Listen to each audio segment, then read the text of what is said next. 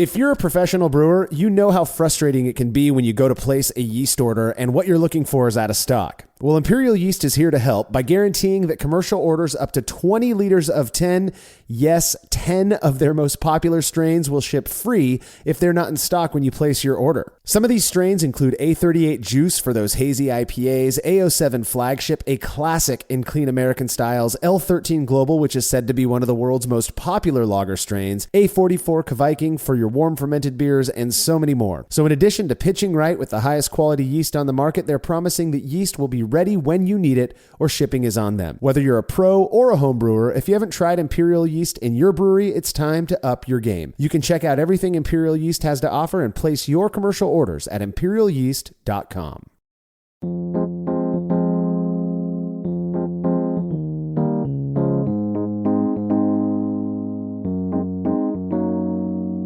In the beginning of my foray into homebrewing, I was a huge fan of darker beers like brown ale and porter. It didn't take long for the hop bug to bite, and soon I became a fanatic of pale ale and IPA. I think a lot of people can relate with that. And as I started brewing more and more, my interests meandered a bit, usually driven by a desire to learn more about certain regional styles. Then at some point, I found myself a little burnt out on big, flavorful beers I'd been making, and I began pining for simpler, crisper, refreshing thirst quenchers. Enter my obsession with the various types of pale lager. This is the Brewlosophy Podcast. I'm your host, Marshall Schott, and joining me on this episode to discuss the deliciously historic German Pils is contributor Martin Keene. Well, Marshall, you know that here at Brewlosophy, we are slaves to fashion, and this trendy new beer style has got us really excited. I think if trends continue, this beer style could really take off. What do you think? Yeah, we just might become well known. Who knows, right? Well, back in 2003, I had the incredible fortune to visit Germany myself with my then fiance, now wife. And having fairly recently started brewing at that time, I was like a kid in a candy store. Everywhere we went, there was beer. And I did my best to try as much as I possibly could, to the point I honestly can't even remember which, varieties that I tried or what breweries beers I had. But what I do know is that it was on that trip that I, became a lover of German lager, particularly Pils. And in this episode, we're going to be going over the stylistic details of German Pils, as well as my attempt to brew one using short and shoddy methods. All right, if you're a fan of this show and you'd like to receive a reward for your support, please consider becoming a patron of Brewlosophy over at patreon.com/Brewlosophy, where you make a small pledge and receive rewards like access to unpublished contributor recipes, unique discounts at YakimaValleyHops.com, and an invitation to a monthly live Q&A session with somebody in the brewing world. Coming up in June of 2024, one of the Brew Club's founding members, Haven Schultz, will be hanging out with patrons. Understandably, people tend to think that myself and the other Brewlosophy contributors are what's behind the Brew Club, but the truth is, while some of the crew do help out with it, they're really kind of their own thing, which I think is badass. And Haven is a big part of the reason for the Brew Club's success. If you have any questions about the Brew Club or just homebrewing in general and want to be a part of this session, be sure to make your pledge of just $3 or more by Friday, June 28th, 2024, as Haven's going to be taking questions on Saturday, the 29th. All past sessions are stored on our private Facebook and Patreon pages, so you can go back and watch them whenever you like. Again, that's patreon.com/Brewlosophy. And if you wouldn't mind letting us know what you think about this show by leaving a rating and review in Apple Podcasts or wherever it is you listen to podcasts that allows you to leave those reviews, we really would appreciate that as well. Feedback is brought to you by Clawhammer Supply, who, in addition to having an awesome YouTube channel chock full of great brewing-related content, sell what we believe to be some of the best electric brewing systems on the market. If you've been considering making the move from propane to electric, you owe it to yourself to check out Clawhammer Supply. Whether you're after a 120-volt, 5-gallon unit or something bigger like their powerful 240-volt, 10-gallon system, Clawhammer has got you covered. Learn more about everything they have to offer at clawhammersupply.com. And don't forget to check out their YouTube channel as well. Listener Adam Leonberger from Frankfort, Kentucky, wrote in with some feedback on the whole AHA debacle. Adam said, I've been an AHA member since 2014. Although I'm dismayed by HomebrewCon being canceled, I'm more concerned about the Brewers Association stripping what little input homebrewers had on the organization. The BA reduced their board size, immediately removed the AHA representatives, downgraded and stripped the AHA governing committee of any authorities, and eliminated all AHA staff positions to just the executive director. To me, this is a bigger sign that homebrewers are just another revenue stream for the BA than anything they value. I did renew my membership this year, but only for 1 year to see if they can turn it around. I never had a chance to go to a conference and really kept it for the sense of community and the magazine. The member discounts they talk about are largely absent from Central Kentucky. What say you, Martin? Well, yeah, I'm sure you're going to talk about this in a separate podcast, but I was looking at the General Homebrewer survey that you published on brewlosophy.com, and I was really interested to see, we've had so much feedback on the AHA and what's going on. I was really curious to see like how many people who listen and consume Brewlosophy content actually are members. And over half have never been a member, which really quite surprised me. I thought it would be more than that. Maybe just because I've heard so much feedback from this. But it was kind of interesting to see how few people were currently members and plan to renew. I think it's 26%. So I think that really tells its own story. Yeah, I agree. It's really interesting to see those numbers kind of, live there, where we're at right now with all of that stuff. And I have to imagine we just added that question this year because we got asked to do it after the whole AHA thing. So I threw it on the survey, and I think it's an interesting data point. I would have been interested to see, to compare those numbers this year with past years, particularly like 8 or 9 years ago when I feel like homebrewing was just skyrocketing in popularity.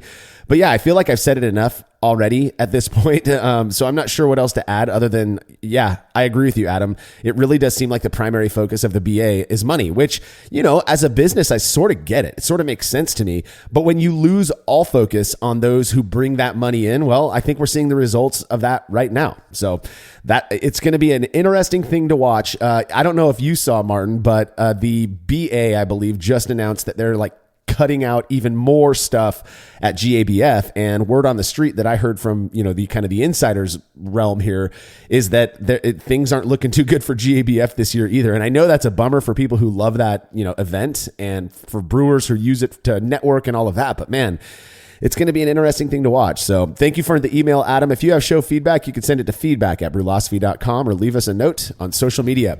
Don't forget to subscribe to our YouTube channel at youtube.com/@thebrewlosophy show, where Martin's pumping out awesome brewing related content. If you enjoy listening to this podcast, I promise you're going to love the Brewlosophy show as well. When we return from this break, our focus will be on German Pils.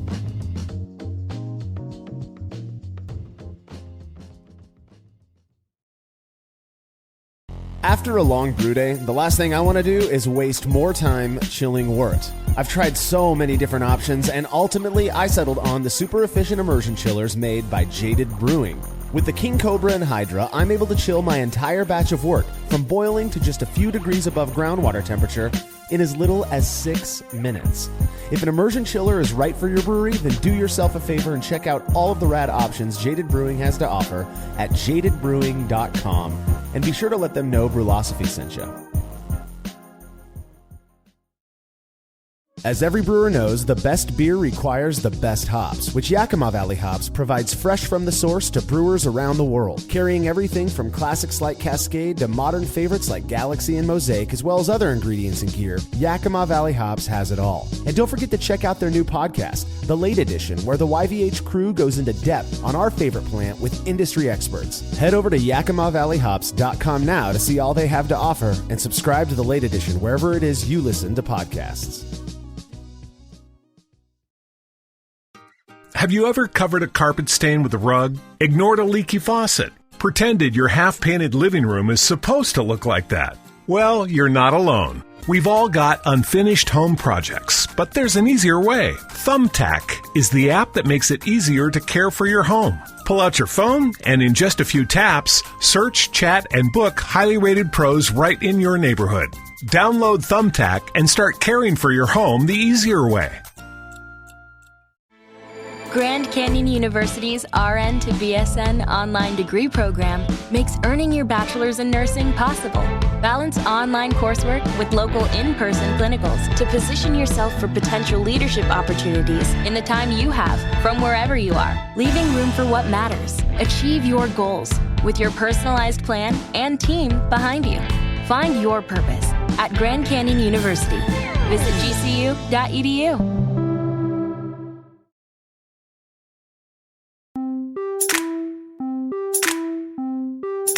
Serving as the inspiration for many of the simple, crushable pale lagers found lining American grocery store shelves today, German Pils has certainly earned its reputation, and I'm personally grateful to be around in this time where simple, well-made lagers are, at least they seem to be growing in popularity. Now, before breaking the style down, let's talk a little bit about the history of German Pils. We know, for example, that German Pils was not the first Pilsner out there. It was more of an inspiration, or it was inspired by the Czech Pilsner that was developed in the mid 19th century. But what they did is they took this deliciously pale, crisp, easy drinking lager, the Germans did, that was being developed in Czech Republic or whatever it was called back then, the Pilsen region of the Czech Republic. We know that the people who were developing that beer, at least from my reading, were really frustrated with contaminated ales that were being imported from the regions like the UK, and they developed this nice, crisp, easy drinking lager. And the Germans then in Bohemia, so you're looking at the Munich region of Germany, took it and kind of put their own spin on it, which I think is really cool. Yeah, and I think we can trace this back to what's often called the original Pilsner beer, which is Pilsner Urquell, that was first brewed in 1842 by a Bavarian brewer who was brought to Pilsen specifically to develop this new beer style.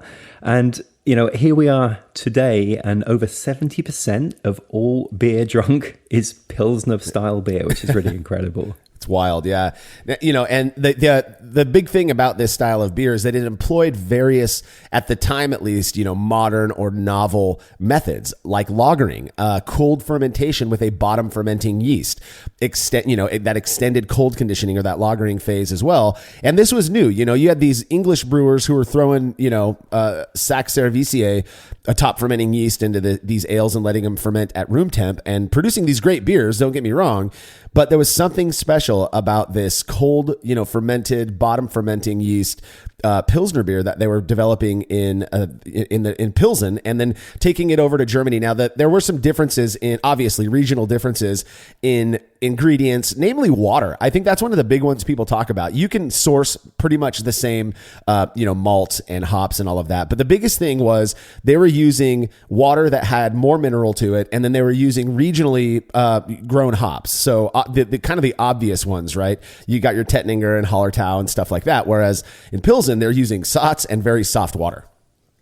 Right, and that German water that really has such a high mineral content, where it's mainly sulfate, what that tended to do is really accentuate the hop bitterness, which really gives these German Pilsners their sort of distinctive crisp and dry finish. A lot of it does come down to the water, but of course also the hops as well. So if we think about the sort of original Pilsner beer, maybe brewed with Saaz hops, which were common in Czech Pilsners. The German hops are going to use varieties such as Hallertau, Tettnang, Spalt, kind of the noble hops. And that was really just sort of give more of a delicate floral, a little bit of spicy characteristic, which is a little bit different from Saaz. Giving it a bit more of a earthy herbal profile. And I think it really does come down to that combination of these two things, the water profile being so different, and then just the replacement of Saaz hops with these German hop varieties. Always noble, though, right? I mean, at the time, at least, they're Satz got included into this kind of quad of noble hops with Hallertau Mittelfrüh and, like you said, Spalt, and then Tettnanger. Now, my favorite's Tettnanger. I think I've talked about that enough in this. And to me, it imparts, on its own, this nice kind of blend of floral, herbal, and earthy. But when you meld that with that higher sulfate note, it really just makes it pop for me, and I love it so much.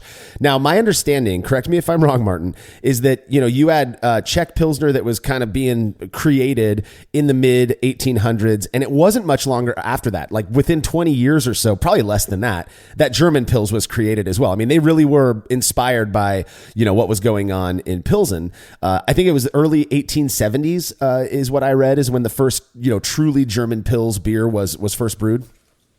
Yeah, and a lot of that comes down to brewing schools. So Weinstefan's brewing school, for example, it was established in 1865. And that really helped popularize the German Pils by training brewers on these, very precise scientific methods that are required to produce this style. So lots of focus on the fermentation temperatures and the use of specific yeast strains and so forth. And it was just kind of through that brewing school education after World War II that really helped to see the rise in so many breweries creating this style.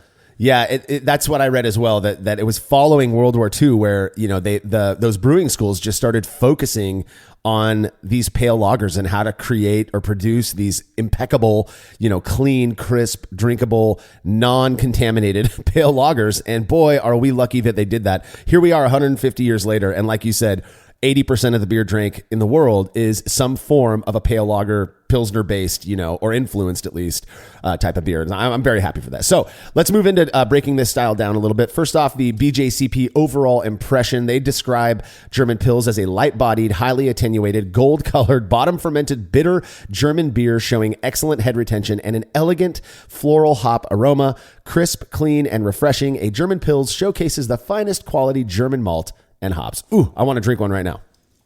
My goodness, it sounds like a work of art, doesn't it, from that description? And it truly is when it's done right. So if we sort of break that style description down, if you look at appearance, well, yeah, straw to deep yellow, which is quite broad. I would think probably more light than not, typically.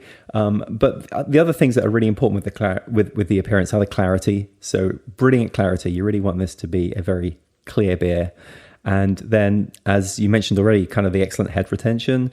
You want long-lasting, creamy white head on top, and really making it look like a picturesque brew. So you've got this clear yellow beer with this really creamy white head. Yeah, it sounds delicious. I love it. That nice rocky head that just never goes away. You finish the glass and there's still a little bit of foam sitting at the bottom. Oh my God, it's so good. Aromatically speaking, you're looking for moderately to moderately high flowery, spicy, or herbal hop notes. That's just noble hops for you right there. And I think depending on which one you go with, you're going to accentuate the flowery, that floral. You're going to accentuate either the spicy or the herbal in some form. And I get a touch of what I describe as kind of an earthiness as well. You want low to medium, grainy, sweet, or doughy malt character, often with a light honey and toasted cracker quality and a clean fermentation profile. That is key to this style. Yeah, and the same goes for flavor as well. So clean fermentation profile, you should not really be looking for too many esters or phenols in this. If you have a Pilsen that tastes of banana, something has gone horribly wrong. So that's definitely not part of the style. And then moderate to high bitterness with all of those noble hops, which should really linger into an aftertaste with a touch of the malt and the hops. And then minerally, the water can sort of accentuate and extend quite a dry finish in this beer. You wouldn't expect this to be particularly sweet. Yeah, I've done the thing where, I compare like a Weihenstephan Pilsner next to a Pilsner Urquell. Obviously, they're brewed at different breweries in different regions and all of that, but there really is this difference in that mineral quality. And I think it's one of the main defining factors in German Pils is this kind of sharp, I did this with a buddy and he described it as almost, when you're really digging into it, almost kind of a metallic type of note, but it's not like you got pennies in your mouth. It's just there's more mineral to it. And you taste that. And I feel like that is such a key feature of German Pils. And part of the reason that I love it as much as I do is that you've got the option to go soft and balanced with your Pilsner Urquells, but then you can have this kind of more aggressive, sharper, which to me, it makes it more refreshing on some level, that kind of crispness in your mouth. So that's obviously going to influence the mouthfeel, which you want to have a medium to light body, medium to high carbonation. I'm always going to go a little bit higher than medium on any type of Pilsner. Light on the palate, not very heavy, no harshness whatsoever, yet you still want to maintain that kind of mineral sharpness on the palate. And I think that's, again, very important for this style. Yeah, and I'm the same. I'm going to be carbonating this up because as we've already described with that big head, we want to make sure that it's well carbonated as well.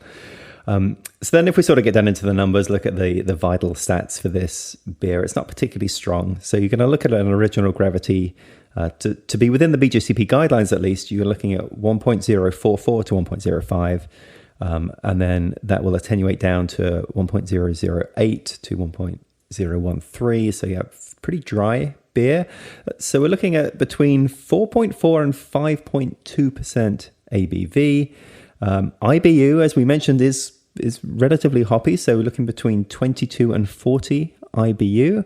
And then, for SRM, just 2 to 4, pretty light. As light as it gets, man. I mean, that is, you're looking for that nice straw colored, in my opinion. We'll talk a little bit more about preferences later, but you're not using that much, that many ingredients in this beer. It's about as simple as it gets, which is where the beauty of this style comes from, is that you get to taste all of these wonderful ingredients. But that 22 to 40 IBU, I mean, one, that's a pretty wide spread, but two, that is pretty bitter. I mean, you look at other lagers and you're not going to see an IBU that high.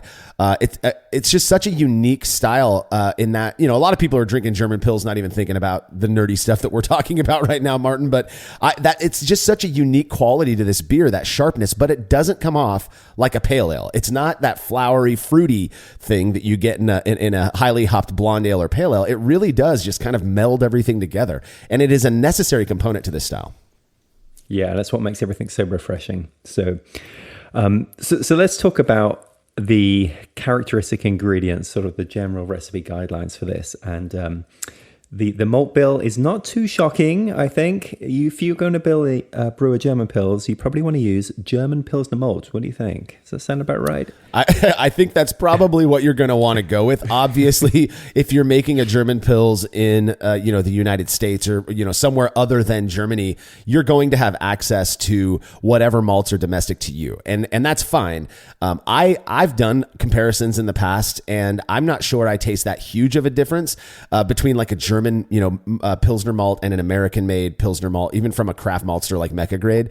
But if you're going to go full tradition, you want to get that Weyermann Pilsner malt, a Barca Pilsner malt, something like that, to really accentuate that piece of the flavor of this beer.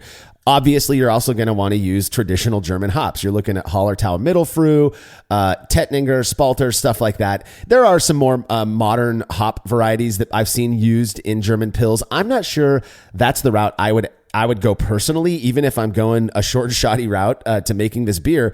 I just love what I get from your classic German noble hops. Yeah, and I've got a German question about this, Marshall. I wonder if you know the answer to this. I had to look it up. So often you'll see the hop name listed as like Hallertau or Tettnang, or sometimes you'll see it with an ER, so Hallertauer, Tettnanger. Yeah. And I kind of always wondered why the two. Do you know what the difference is? So I actually asked somebody this question many, many years ago, and they explained to me that both, if you're talking about hops, they're both technically okay, right? But I was told that when you add the ER, that means that's where it's from. So it's like a regional thing. But I mean, I don't know if this guy was accurate when he was telling me this or not. I was really hoping I was going to stump you with that, but you're spot on. That's right. So yeah. So apparently ER means from or of a particular place. So when you see Hallertauer or Tettnanger, it means from Hallertau or from Tettnang. So it's correct to use either way, but the is meaning from or origin of. So yeah, now I know. Yeah, now we both know. Now I can solidify my knowledge on that one. But what's interesting is that, a lot of people, I've had this question, people email me this question sometimes. Hey, you said you used Hallertau. Which one did you use? Well, if you're looking at like Mittelfrüh, which I believe is the noble hop, then that's Hallertauer Mittelfrüh. So it's Mittelfrüh from the Hallertau region, is my understanding. But there is like Hallertau, which is an excellent hop as well. Not too different, in my opinion, than Mittelfrüh. But any way you go, the ones that I'm thinking of that I don't think really fit in this style would be something like Mandarina Bavaria, right? We know that's a German hop, but it's a modern one that has a lot more fruity components to it as opposed to that spicy floral kind of noble-esque character you get from it. So I've had a German Pils made with these modern hops. They're delicious. They just don't have that traditional quality that I love. So, your mileage may vary. Do what you want, but traditionally we're looking at those three hops.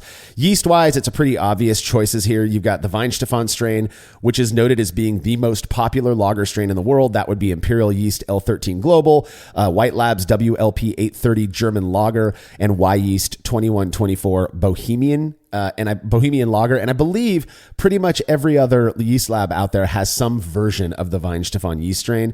My personal favorite lager yeast is Imperial Yeast L17 Harvest, which is the Augustiner strain. That also comes from White Labs as WLP 860 Munich Lager, and then Y Yeast offers it as 2352 Munich 2. Any other yeast that you love using in German Pilsner? Well, Harvest is where I'm going as well. Imperial do list Pilgrimage, that's L26, as being another alternative for for German Pils, and that apparently originates from a German monastery somewhere. I don't really know the story behind that, but that would be another option. Yeah, we know, Brewlosophy's Jordan Folks absolutely loves Pilgrimage. I've never used it, but unfortunately it's tough to get because it's a seasonal one, and I think they just got done with that season, unfortunately for Jordan. I know he ordered like 8 packs of it so that he could just keep it around once it's out of season, but I've had beers made with it. It is an excellent strain. There's just something about Harvest, the Augustiner strain, that tastes like beer to me, and I love that. You talk to Jordan, he's not a big fan. So that's kind of the beauty of having preferences and all of that, is that you can choose what you want. I don't think you're ever going to go wrong using Global, the Weihenstephan strain. It's clean, it's incredibly robust, which we've learned over and over again with experiments, and it produces an excellent German Pilsner. So this is not a style, and this is kind of a little bit of contention when you talk to traditionalists. This is not a style that you're going to throw, flaked maize in or rice or anything like that, even though that's what we're seeing. The American brewers over here, the big beer, breweries, took German Pils and other types of pale lager, and they started making it over here and throwing these adjuncts in it to make it cheaper, which is fine. I enjoy those beers, but that is not a German Pils. At that point that you're starting to add those adjuncts, you're moving more into that American lager territory, regardless of what else you do to that beer. This is a malt and hops beer. Yeah, absolutely. This is the absolute key to it, is the malt and the hops, and the water as well, because those are the three things that are. I mean, you could say that about any beer, I guess. Yeah. But because there is really nothing else being added, we're not talking about adding any adjuncts at all to this beer, most likely, then it really lives or dies by the quality of those three ingredients. Yeah, without a doubt. Now, I'm gonna go out on I'm just gonna say it, that if there is a style that has caused more contention among brewers, it is German Pils, and that in part is due to a group of people who not developed, but they really made known this method of brewing that it relies heavily on reducing oxygen exposure at every part of the process.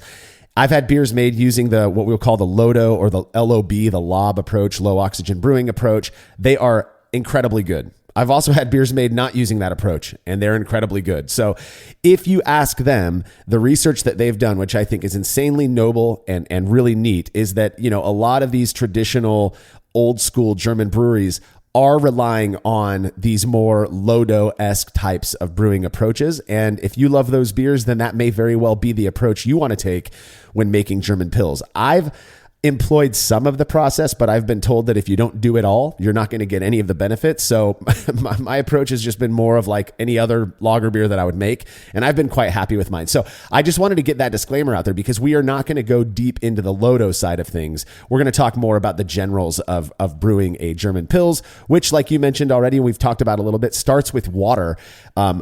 If you're going to start with RO water, which I highly recommend for style like this, or at least get some, or if you're not going to go RO, you want to go, clean spring water or something like that, something that's soft that you can then build up to having a higher sulfate to chloride ratio. That's really is what's going to make those hops pop and really accentuate that bitterness that is so necessary in this style. That's right. And then we need to talk about the mash. Now, oh boy. The traditional way to perform the mash is through a decoction mash. And, to sort of misquote Meatloaf, I'll do anything for beer, but I won't do that. I've brewed every beer style in the BJCP guidelines, and I have never performed a decoction mash, and I'm not planning on doing it either. Because, if you look at this whole traditional brewing process and you follow everything that we're going to cover here, if you get up in the morning to brew a German Pils, here's what you need to do. Cancel everything else that you plan to do today, because you are going to be spending the whole day nursing this beer, and it begins with this decoction mash. Now, what that is a decoction mash takes a portion of the wort from the mash, you remove it up to about a third, and then you separately boil that for 15 or 30 minutes, and then you return it back to the main mash. And of course, when you do that, it's hotter than the main mash, so that kind of raises the overall temperature of the mash to the next step. And the purported reasons for doing that are that it develops a rich, malty flavor that you wouldn't otherwise get. It can improve the beer's body, and it can obviously help with better extraction of the fermentable sugars from the grains. So that's kind of the historical reason for doing it, was because it does improve the efficiency, especially for less modified malts. Right. And it helps achieve precise temperature steps when it wasn't very easy. And, before we had modern thermometers and temperature controllers to just like dial in a temperature, this was one way of being able to do that in a very repeatable way, because you were bringing something to boil and then adding it to a liquid that was a little bit cooler and raising the temperature that way. So it has lots of historical reasons. But some people really would swear by the fact that if you're brewing a German Pils, decoction mash is something you should still be doing. So here's the thing. Again, very controversial. This pisses people off when we talk about it. We've done experiments on decoctions. I think we've done 2 or 3 at this point. That does not seem to have much of a perceptible impact. I'm just going to throw that out there already. I had a friend, this is about 10 years ago, give or take a couple of years, great brewer, one of the, in my opinion, one of the best local home brewers that I know. He made this German Pils where he did a triple decoction. Like you said, it took him, 28 hours or whatever to do this. And he brings it over and we're drinking it. And this beer is so freaking good. He's like, yeah, it's all about the decoction, man. And I commented, are you sure? Because my understanding of the decoction in the research that I've been doing, is that it was solely, it developed, that whole approach was to increase extraction. It was because of the malt they were using. And then over time, people started to kind of believe that it was also contributing some flavor quality as well. Fine. And if it does, that's wonderful. But our experiments haven't been able to pan that out. So when my buddy and I are talking about this, he went back and he goes, well, I can easily make another batch of this without the decoction. Let's see what's going on here. And sure enough, we got that beer, a couple, 2-3 weeks later, whatever it was, and it was equally as delicious as the decocted batch. And it, you kind of do that thing where you're like, man, all that time I invested in making this and it didn't have that big of an impact. What is the purpose? Well, we've got highly modified malt these days. And so what ultimately ended up happening is, well, I'm not exactly sure how the history of the decoction to a step mash went, but a decoction is just an old school version of a step mash. You're pulling out, a chunk of that mash, heating it up and then putting it back into the mash to raise the temperature through these different steps. And so what, some brewers started using was, and I read actually that this is the common approach among most breweries in Germany today, is a Hochhertz step match, which is a high, that means Hoch, means high, and then Kurz means short. I'm probably saying that wrong.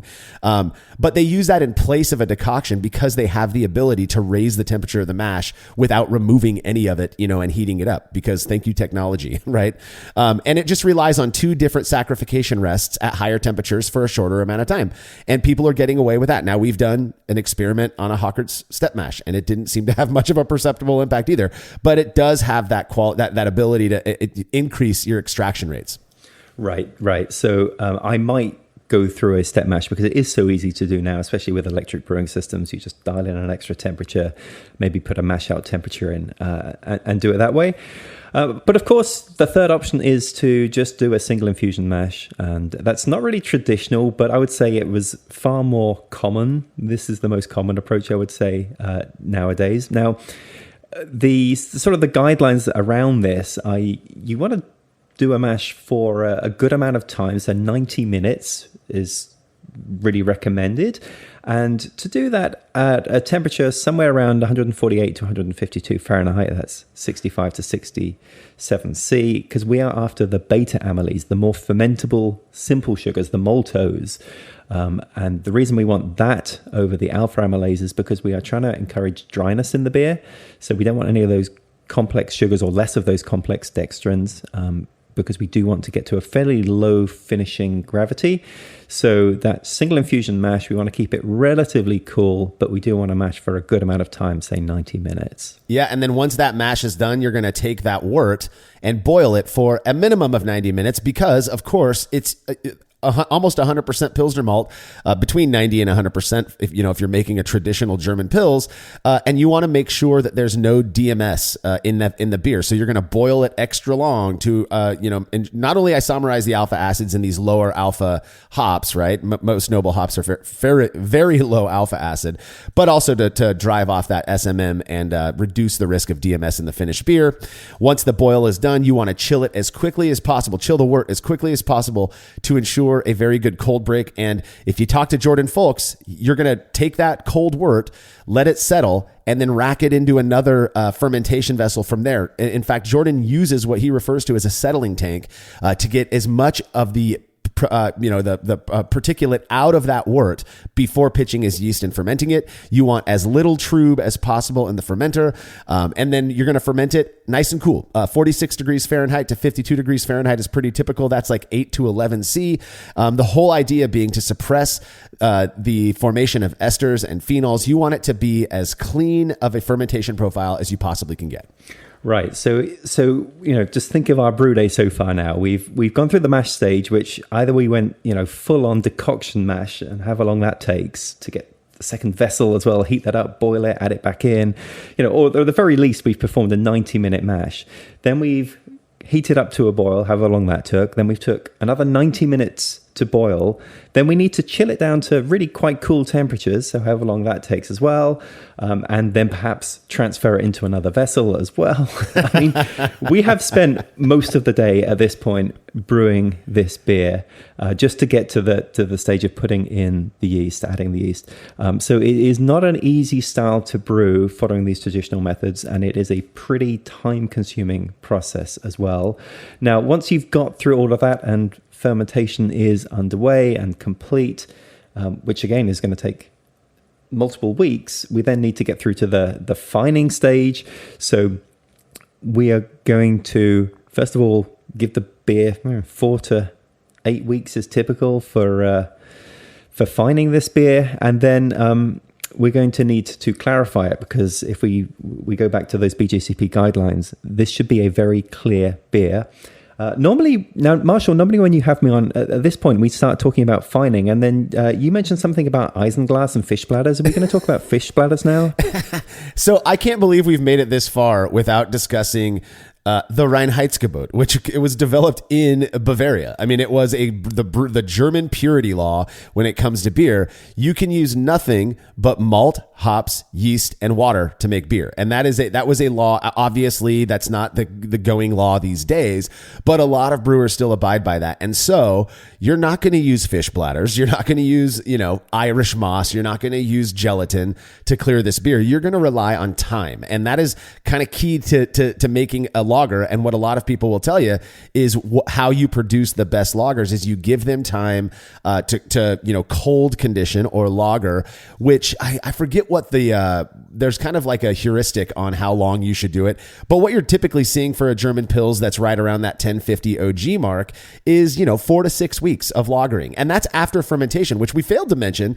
When you pitch that yeast, you're pitching it into cold wort. You need to pitch a ton of yeast, again, in order to reduce the development of yeast off flavors, which in this case would just be the potential esters or whatever. So you're pitching a ton of yeast that you're building up in a starter, or just pitching multiple packets of yeast. And then you're fermenting it, which it's going to take longer because it's cool. And then you're lagering it for a month and a half or so until it's clear. And I was talking with some people about, how do you know your German Pils is ready? And for that, a lot of people, it's when it is crystal clear is when I know it's ready. So, to me in my head, I'm thinking, so if you were, going rogue and decided to use a filter or some sort of chemical filtration, even like gelatin, and it gets crystal clear, does that make it ready? Are you getting the same flavor profile just because of the clarity, or are there other things at play? I think it's one of those things that a lot of brewers still kind of question in their minds, But Reinheitsgebot's going to say, do not use fish bladders. Martin, Mr. Brit. I'm so sorry to hear that. Well, and then, it's time to package, carbonate, and serve. So how are we going to carbonate this thing? Well, I hear there is a traditional method to do this, which is to say it's krausened. And I had to look this up, but apparently krausening is kind of a process where you take actively fermenting wort, or at least krausen from another batch of beer that is currently fermenting, and then you add it in to the existing beer. But that's not something I've ever done. Either have I. There's also there's some other options as well. Of course, you can force carbonate it. I don't know what the German breweries are doing today. I have to imagine at least some of them are relying on forced carbonation because it's so easy and it doesn't break any rules. But you can also spund. So that means capturing some of the naturally produced CO2 at the tail end of fermentation and using that to carbonate the beer. I've done that many times. It works excellent. It just takes a little bit of guesswork, in my opinion, kind of knowing where your beer is at during fermentation. Some people will just put the spunding valve on at the very beginning of fermentation and knowing, hey, if I set it to 12 PSI or whatever, that's going going to adequately carbonate the beer. You got all these options. You can also do your regular kind of bottle conditioning or natural carbonation. Now, I'm not sure what the Reinheitsgebot says about using things like priming sugar, but I've had some excellent examples of bottle conditioned German pills. So that's an option too. Right. So we get to the end of all this, and now we've got to really assess the beer. The beer is finally ready to drink. So what do we look for in a good example of the style? I mean, I think, first of all, from a mental perspective, you think, next beer I brew, it's going to be like an English bitter or something that takes 2 weeks and takes 2 hours to brew, because this has been such an ordeal to get this far.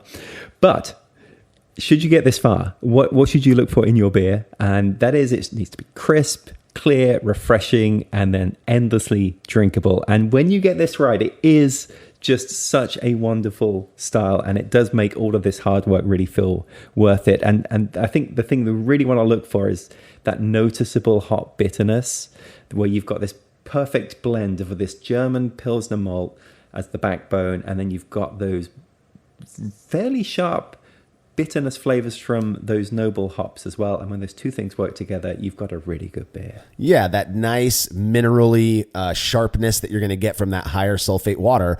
It's just going to bring it all together. And it is going to be different than, that softer water profile that you're going to find in a Czech Pils. And that's what makes it so fun and so unique. If you're looking for a good example, commercially speaking, you can pretty easily find things like Weihenstephaner Pils or Trumer Pils is a really excellent example, in my opinion. One of my favorite easily accessible commercial examples. I've never had a domestic or American-made Pilsner as good as Bierstadt's Slow Pour Pils. They're based out of Denver, Colorado, and my wife and I took our kids there for a spur of the moment weekend trip a while ago. And of course, we spent hours and hours at Bierstadt. And I'm telling you, their Pils is so incredibly delicious. It reminded me of drinking in Bavaria. You can also grab Polliner Pils off the shelves at most, Bevmos and Total Wines.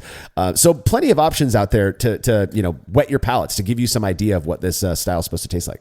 That's right. And of course, there's local US made versions of this as well. This is a pretty popular style that you'll find at many of your craft breweries, local breweries as well. So plenty of places that you can find a well-made German Pils with which to compare your own brew with. That's right. Now, German Pils is one of my desert island beers. I absolutely love drinking and making it. While I've certainly brewed batches using mostly traditional approaches, I say mostly in quotes because you know me. A couple years ago, I did whip up a batch where nearly every convention was broken. How did it turn out? Those results when we're back from this break.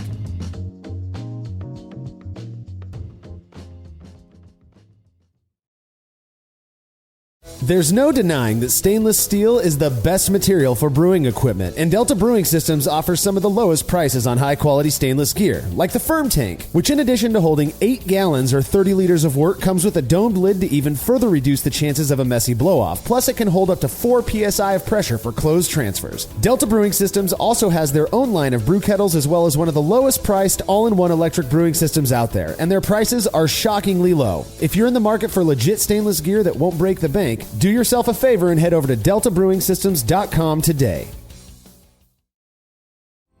Chilling wort can be a chore, especially after a long brew day, but not with the Exchillerator Counterflow Chiller, which can chill a 5-gallon or 19-liter batch of wort in 5 minutes or less, leading to a strong cold break and clear wort in the fermenter. Brulosophy's Matt Del Fiacco uses the Exchillerator Max and absolutely loves it. In addition to improved chilling efficiency, every Exchillerator comes with a 5-year warranty that covers the entire chiller for manufacturer defects. If you're looking to up your chilling game and a CFC is right for you, head over to Exchillerator.com today. Have you ever covered a carpet stain with a rug? Ignored a leaky faucet? Pretended your half-painted living room is supposed to look like that? Well, you're not alone. We've all got unfinished home projects, but there's an easier way. Thumbtack is the app that makes it easier to care for your home. Pull out your phone, and in just a few taps, search, chat, and book highly rated pros right in your neighborhood. Download Thumbtack and start caring for your home the easier way. If you're in business, you probably have a website, but can your site handle your growth? How many visitors before your site slows down or crashes? What about storage and data security? From web hosting to virtual servers, Pair Networks provides the online infrastructure you need to start, grow, and flourish. When it comes to security and updates, don't worry, we've got you covered. Our 24/7 US-based customer support is the best in the industry. No frustrating chatbots or sitting on hold for hours. Check out pair.com today to learn more. That's PAIR.com.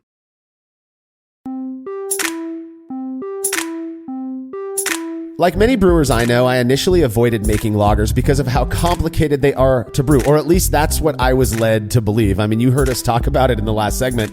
There's a lot that goes into making a traditional batch of German Pils.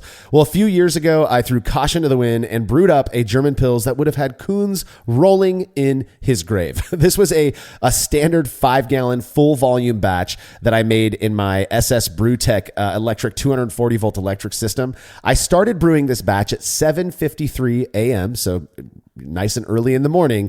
By collecting the full volume of RO water, I adjusted it to what I would kind of guesstimate was a higher sulfate to chloride ratio using more gypsum than I did calcium chloride. I'm fortunate enough at my house to have really soft water that's very clean and low chlorine. I run it through an RV filter and it's good to go. Now, all I did was pour out what I've made a lot of beer at my house, so I kind of know what it looks like, the amounts to achieve certain sulfate to chloride ratios. So I didn't weigh them out. I just kind of guesstimated on that one, blended it all together. While that water was heating up, I weighed out and milled the grains, which for this batch was very, very complicated. It was 100% Mecca grade estate malt, Pelton Pilsner style malt. Now, Martin, I know that you use a craft malt as well. I don't know if you've had the opportunity to use Mecca grade, but what are your thoughts about making a German style Pilsner with a domestic Pilsner malt?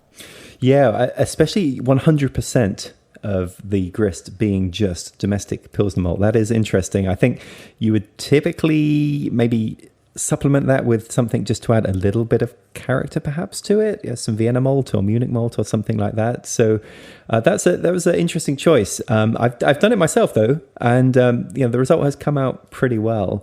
And I'm just looking at the pictures of your brew day, and I do always enjoy seeing how you adjust your water. Because the Marshall palm full of gypsum is how you get to your brewing water. And we've just really gone through and discussed how important it is to get the water profile right, because we want to accentuate the hop bitterness. So half a palmful of gypsum, that's what you need. Yeah, half a palmful, that's it. Yeah. But listen, your water is going to determine if you know your water well. You can, and you've adjusted it as much as I have. You can get pretty close, actually. I just kind of know what it looks like to achieve what I'm looking for. So that's why I went that route. Also, it's short and shoddy. So when the water was to strike temperature, I added the grains. I stirred them in, gave them a good stir. I wasn't paying any mind to, hot side aeration or anything. I just whipped them right into that whole batch of water, full volume, did the whole thing. And then the mash temperature settled at 153 degrees Fahrenheit or 68 C. Typically, if I'm doing a more traditional batch, I'm going to go for 148, which is around that 65, 66 C mark. But 153, that's not too bad. You're still going to emphasize that beta amylase more so than more than the alpha. So you're going to get a nice fermentable wort. The mash was left for just 30 minutes. Now, mind you, we're going from, a traditional 90-minute mash, no step mash. We're doing no decoctions. I just did a single infusion for a half an hour before removing those grains. Again, we're throwing caution to the wind, seeing what we can get away with here. That's absolutely outrageous. 30-minute mash. For these, we have said that decoction mash or step mash, or at the very least a single infusion 90-minute mash. So yeah, really throwing caution to the wind. But I'm sure you were much more cautious with the boil. Oh yeah, that whole 30-minute boil thing as well. Very traditional, or in fact, it's the opposite of traditional, which is why we did it. Now, when you're doing an abbreviated boil, something you have to keep in mind is bitterness, which, like we've talked about quite a bit at this point, is essential to this style. So in order to achieve that isomerization with a 30-minute boil, you have a couple of options here. One of which is to use a lot more hops as your first hop addition to get that bitterness, or you can go with a higher alpha hop. Now, this is not a traditional German noble hop, but for this batch, I used Magnum, which I believe was around 12 to 14% alpha acid. I added 16 grams at the 25-minute mark, so 25 minutes left in the boil or 5 minutes into the boil. And then at 15 minutes left in the boil, I added 15 grams each of Saphir, I think is how you say it, and Tettnang, my favorite. And then I added the same amount, 15 grams each of Saphir and Tettnang with 5 minutes left in the boil. What do you think, Martin? Well, so as if, you hadn't already kind of screwed up all of tradition with this mash and boil, then your hop choice. So Saphir, it is a German hop. I had to look it up because I've never used it, but it was only released in 2002, so pretty young. It's from 2 proprietary breeds. It comes from Hop Research Center in Hull, Germany, and it's a Noble-like variety. So, again, this is not one of the traditional ingredients you'd find in a German Pils hop schedule. No. And why did I use it? It's because I picked up a pound of it after learning that Matt Brindleton at Firestone Walker uses it in their Pivo Pils, which is one of my favorite commercially available Pilsners out there that's from a craft brewery. And so I thought, hey, we're bucking tradition here. I'm going to try this hop out in this batch as well. Now, Tettnang obviously is a traditional noble hop, one that I know very well and I love. So I kind of was balancing that out a little bit with these other 2 hops. Again, the Magnum was purely just so I could get that clean bitterness up front, accounting for the fact that I'm not doing a 90-minute boil as would traditionally be done. So when the boil was complete, I quickly chilled the wort using my immersion chiller and then immediately transferred it to a fermenter without waiting for the trub to settle. And I believe I chilled it down to something like, 75 degrees or so, whatever I could get it to with my groundwater at the time. So again, no settling tank. We're not filtering out the trub, nothing like that. Now, I'm not racking all of the trub to the fermenter. That's something I never do, intentionally at least. But I'm also not worried about getting a little bit in there. At this point, I took a refractometer reading that showed the wort was at a nice 1049 OG, which gets me to a 63% brewhouse efficiency, about 5% more than I'm used to when doing these short and shoddy batches. Yeah, that's a phenomenal brewhouse efficiency. I will typically see something like that in my system as well. So I find that my short and shoddy mashes with a sort of a mid FG number like this one is 62%, maybe something like that. And then if I go for the full hour, I see 68%. So this is something that is pretty consistent, I find. So it is something you can really build into your recipe design. If you are doing this short and shoddy, just know that you are going to get a slightly lower brewhouse efficiency, maybe 5% or so. And if that is a concern to you and you want to stay within the guidelines for gravity, then you can just add a little bit more of that German Pilsner malt. Exactly. It's really not that big of a deal. Also, you could split up your mash and do a batch sparge or do a fly sparge if you want. I found that when I do a full volume mash or a no sparge, approach, that I also take a few points. It hits my efficiency a little bit more that way, but it's not a big deal to me. 63% I was happy with. Now, mind you, this wort at this point is, like I said, somewhere between 72 and 75 degrees Fahrenheit, which is 22 to 23 degrees Celsius. And I took a single pouch of Imperial Yeast L17 Harvest. I didn't make a starter, vitality, or viability. Just took that pouch, pitched it right into that warm wort, which arguably is at ale temperatures. And then I put it in my fermentation chamber that was set to maintain a 66 degree Fahrenheit temperature. That's 19C. And I let it ferment. Now, at this point, it was 9:50 a.m. for a total brew day time of 1 hour and 57 minutes. I mean, anybody can do that. Super simple brew day. Now, is it worth it? Who knows, right? We got to wait to see how this beer turned out. But it was a very, very simple brew day, less than 2 hours. You should have just been wrapping up your deconcoction mash had you done this properly, Marshall. So I don't even know if I'd have been wrapping it up at that point. Actually, I think I'd still been in the middle of it at 2 hours into the brew day. But I was completely done. I think it took me about 10 more minutes to clean everything up. So you're looking at less than 2.5 hours, start to finish, on an entire brew day. I think it's pretty rad. Now, again, I fermented this beer with L17 Harvest at 66 degrees Fahrenheit for a whopping 6 days before I saw no more fermentation activity. I took a hydrometer measurement at that point showing that it was at 1011 FG for an ABV of a respectable 5%.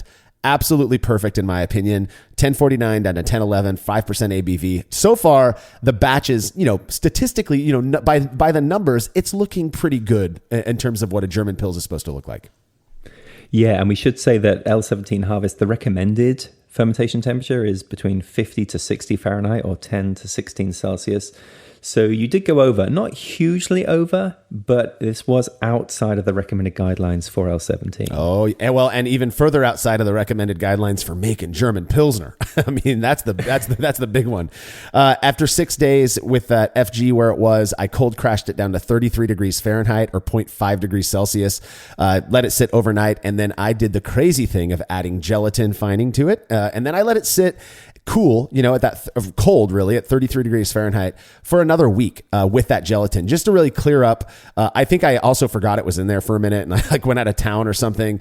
But once I remembered that the beer was in my chamber, I came back and I pressure transferred it to the naturally purged with CO2 keg. Now, I did connect the fermenter to it's just this thing that I do to conserve CO2 so I don't have to waste it from my tanks. I take the CO2 from fermentation and I use that to push sanitizer out of one keg into another keg. And then that first keg, that primary keg, is now empty but full of CO2. And so you don't have to use CO2 from your tank to purge it. You just use naturally produced CO2. So I did that, transferred it into that keg, put it on gas in my keezer, and I let it lager for a week before I started serving it to tasters on this one. So again, we didn't ferment it cold. We didn't lager it for a long time. I used gelatin instead of thyme, all kinds of stuff. But by the time it was ready to drink, are you looking at the picture, Martin? Because it's a beautiful looking beer. So I was so curious to see how this was going to turn out reading about your process, because as you mentioned, you didn't wait for the trub to settle. You didn't let it lager, which would obviously have a clarifying capability to it as well. So I was expecting at least a little bit of cloudiness, but my goodness, I guess we just have to bow down to the power of gelatin, because this is a beautiful looking beer. Yeah, it looks like a commercial lager. I mean, it's crystal clear, has a nice rocky, creamy cap of foam on the top. I would say, even though it was 100% Pilsner malt, I would say it kind of leans into a little bit more of that golden color than it does that pale straw, but it is just an absolutely gorgeous yellow regardless. I was quite happy with the way it looked. Now, before we get into the blind taster results, we did serve this to blind tasters, of course. I'm going to talk a little bit about my impressions. We are our own worst critics. I think most brewers can relate with that. Now, I thought this beer was good. There was no way I was going to dump it. There was nothing wrong with it. I thought it tasted more or less like a Pilsner. It just lacked something. You mentioned earlier that, 100% Pilsner malt, maybe you add in a little bit of Vienna.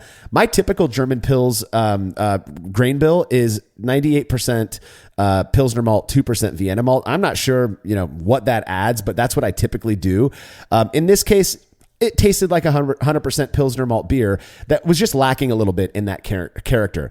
But nothing bad. There was no off flavors. It looked beautiful. It tasted great. It was refreshing. It just wasn't a perfect example in my opinion.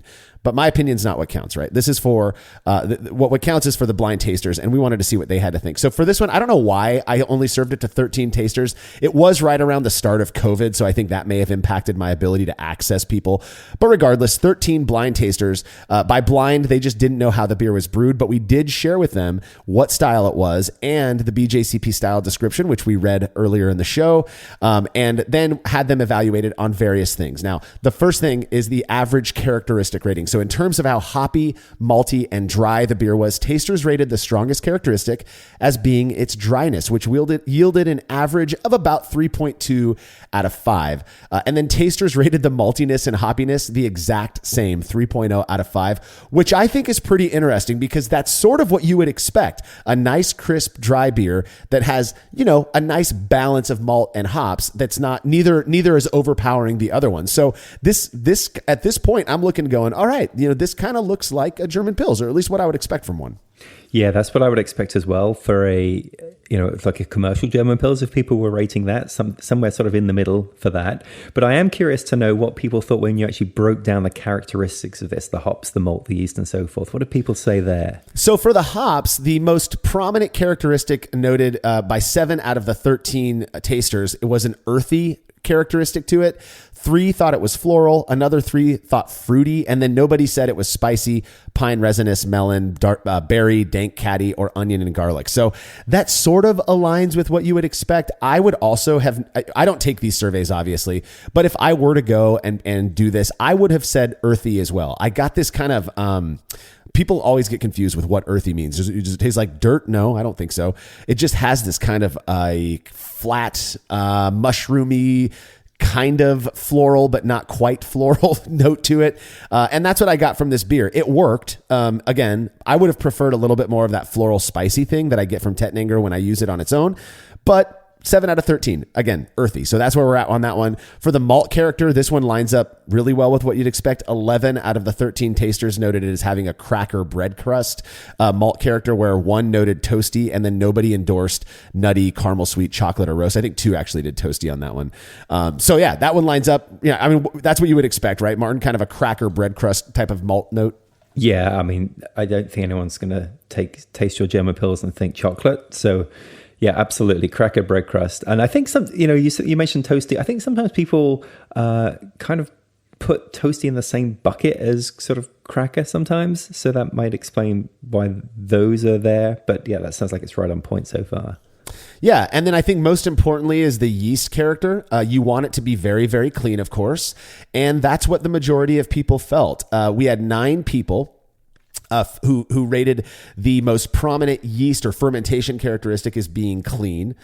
2 people noted a sulfur note in the fermentation character, which isn't too far outside of what you might expect. In fact, some people would say that the hint of sulfur is necessary, again, in this style, or at least appropriate in this style. And then 1 person each noted esters and phenolics, which I think is interesting. I didn't pick up anything like that, and I tend to be pretty sensitive, at least to phenols. But yeah, you had one each noting esters and phenols, 2 people sulfur, and 9 people saying it's clean. I'm going to go with those 9, with the majority, and say that this was just a very clean fermented beer, which is shocking considering the fact that I fermented it like it was an ale. Indeed it is, yeah. But yeah, 9 out of 13, that's a pretty strong indication that it really is, to most people, giving these clean yeast characteristic. But, you know, there's another question on this survey, which is the absolute bane of my existence when I do these short and shoddies, which is off flavors, because I find, especially when you bring this to a homebrew club or something like that, people are always on the lookout for off flavors. They want to tell you which off flavors they're picking out. And given all of the shortcuts that you have taken, tell me about if there's still time to go through the extensive off flavors list that you must have for this. Well, here's the thing about off flavors.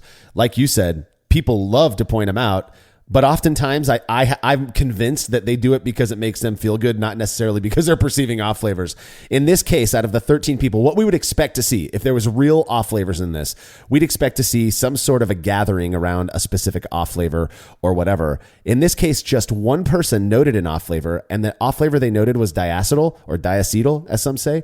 And I did not get any buttery, creaminess that you wouldn't expect in a German Pils in this beer. So 1 out of 13. Again, I'm going to go with the majority on this one. There likely wasn't any real off flavors, or at the very least, if there was, it was so the person who picked it up has a very strong sensitivity to diacetyl, and that's what they picked up. But I didn't detect anything in this one at all, despite the crazy method I used for making it. Look, if you serve a beer to 13 people and ask them for off flavors, if at least one doesn't say diacetyl, regardless of the beer style, I would be shocked. It's so true. Oh my God. Homebrewers love to pretend that they can pick up off flavors. It blows my mind. Some of my favorite questions are the ones that come at the end of the survey. And that is, how well does this beer that you're drinking now represent the style based on the BJCP description, which again, we provide for these tasters. In this case, 1 out of 13 gave it a 5 out of 5. So they thought it was an excellent representation of a German Pilsner. I wouldn't have given it a 5 out of 5, but 6 people rated it a 4 out of 5. That's probably where I would have landed as well, between a 3 and a 4 out of 5. And then the other 5 people rated it a 3 out of 5. 0 thought it was a 2 out of 5. 1 person gave it a 1 out of 5, and nobody gave it a 0 out of 5. So you got kind of these 2 bookends, right? 1 person who thought it was perfect, another person who thought not so much. It's not a very good, example of a German Pils, but then everyone else fell in the middle there, between a 3 and a 4 out of 5. Honestly, I mean, there's a lot of subjectivity that goes into these ratings, of course, but that's pretty good for a beer made in the way that it was made for the majority of people, most of whom are homebrewers who enjoy German Pils and geek out on this kind of stuff, who are saying, yeah, it's a pretty good example of a German Pilsner. I felt pretty good about it. Right, absolutely, you should. And yeah, to emphasize that, this is not the preference rating score. That's a different question. This is asking people specifically, you know what a German Pils is. And in fact, we do tell the people taking these surveys just just remind them, here's what to look for. Yeah. And now people are saying, yes, this matches that style. And they're doing that, not knowing all of the shortcuts you've taken. And that just goes to show that even though they're blinded to all of that, that they still did think that your 30-minute mash, 30-minute boil, using some of the wrong hops, all of this, it still came out as representative in most people's minds, either very close to or completely nailing the style, which is phenomenal. Yeah, and one of the things I think about often when it comes to this question, the representation, how well it represents the style, is, well, if I had brewed it using a more traditional approach or a less short and shoddy approach, would it have been more representative of the style? I really don't think so. I think maybe if I had thrown in maybe 10% Vienna malt and used just Tettnang and dropped the Saphir and the Magnum, and which would mean I'd have to boil it a little bit longer to get that bitterness that I want. Yeah, maybe it would have boosted that more German Pilsnery thing a hair, but not by much.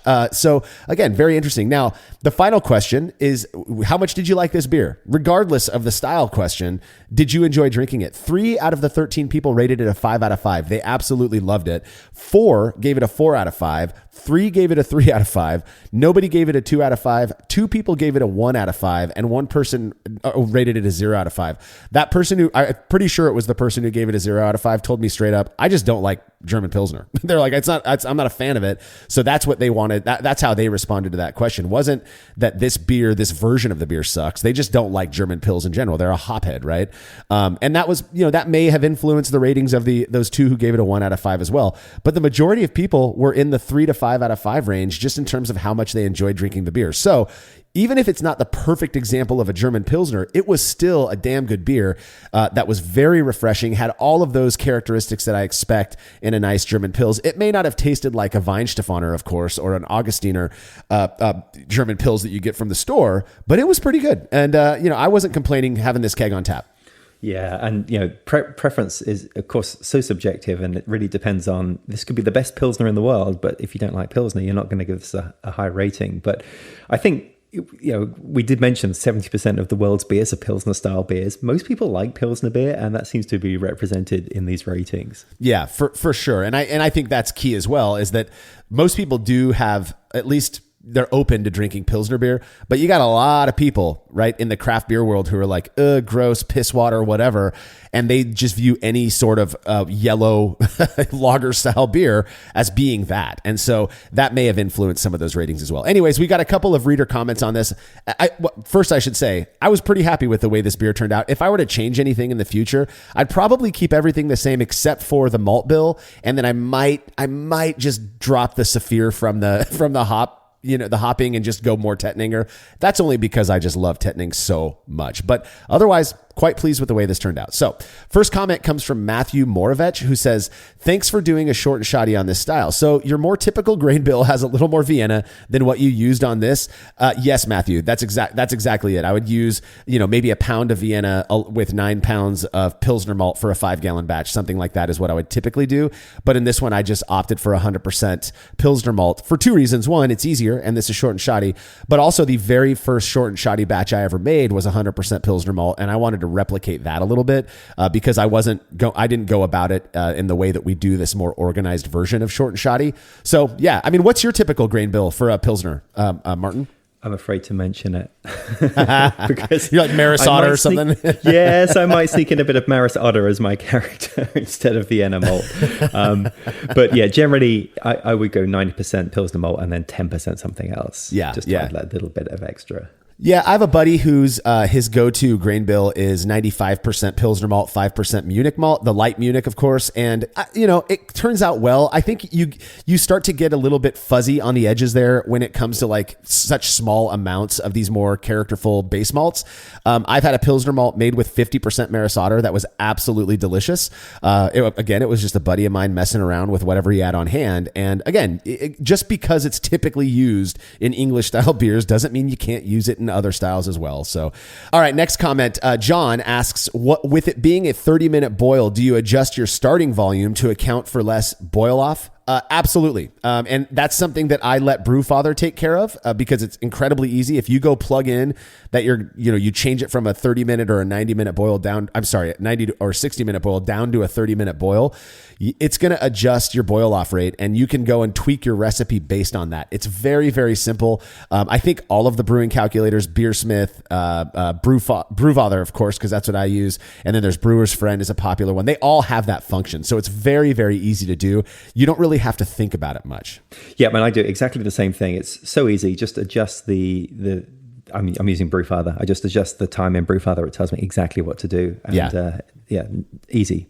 Super easy. We're lucky to live in a time where all we have to do is plug in a couple of numbers and it changes everything for us and we don't have to stress too much about it. Final comment comes from Francois, who said, do you think the short and shoddy method would work with malt extract? It would be a lot shorter. How would be a pills based on malt extract? Here's the thing. I have made a 100%. It was the palest version of DME, dry malt extract, Pilsner, where there was a single malt, single hop, and the malt was the malt extract. And I'll tell you, it came out pretty damn good. It tasted like a Pilsner. This could be a mental thing, but I do seem to get kind of a malt extract flavor. I can kind of pick it up, and that was there, but it was way lighter than what I expected because, again, when I started brewing, you had to go liquid malt extract. That was the high quality stuff. I've since changed my mind massively. If I'm using malt extract, it will always be dry malt extract. It doesn't have that kind of caramely, homebrewy flavor to it that I get from LME. But yeah, you can easily make one. Would it be shorter? I mean, it might cut out 15 minutes. The short and shoddy approach is so short.